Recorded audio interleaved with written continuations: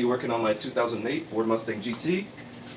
We are going to remove the cabin air filter because it's been smelling in the cabin, and I'm going to see what could be causing all the kind of weird vinegary smell. Maybe it's fixable. I might have to replace it, but first things first, we got to get to it. So we're gonna first take off these wiper blades, get down under these plastic cover trim, and I'll show you guys what it looks like after I've done all that. Alright, first things first, guys, we got to get to that cabin air filter. So we're gonna need to get past these wiper blades and this trim. Looks like you're gonna have to come off so it can get under here. I believe it should be right in the back here that we need to get to. So let's go ahead and start with that. Alright guys, this may not work for everyone, but what I did is I didn't even have to remove my wiper blades.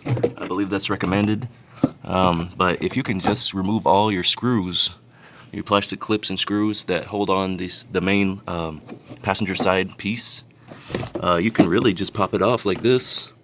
You can get to the mount for the cabin air filter right here. As you can see, I removed it. It is dirty. I don't have a replacement filter right now, but in case you guys needed to know directions on how you can do this without taking everything apart, this is how you do it. And so like I said, I just lifted this thing up out of the way, and I was able to just pull this filter. It sits like this right on out. And yeah, it is dirty, so I'll have to replace this, but for now I'm just going to shake it out and get all this debris as much as I can out of there, and that'll be it. And I'll put it back together, and I'll show you guys what it looks like back together. Alright.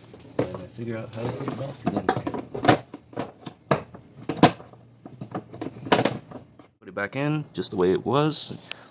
Quick note that if you can see, it only goes in one way, guys.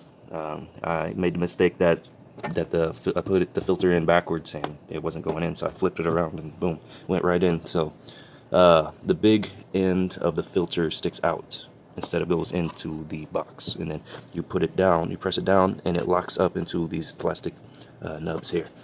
So let me put the rest of it together and show you the end result.